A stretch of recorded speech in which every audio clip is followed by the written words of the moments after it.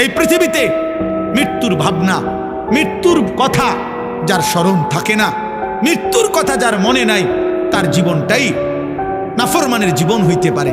কোনো ইমানদার অথবা কোনো বিবেকবান যে চোখের সামনে মৃত্যু দেখছে, সে অহংকার করে কেমনে?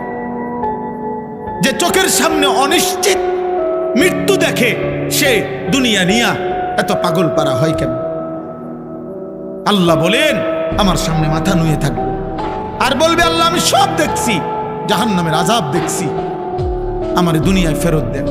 আল্লাহ বলবে, না বান্দা, না বান্দা, আমার বাপ এত মৃত্যু, এত লাশ, এত মানুষের জানাজা দেখবার পরে এই ঈদগাহ মাঠে কত মানুষের জানাজা হয় না?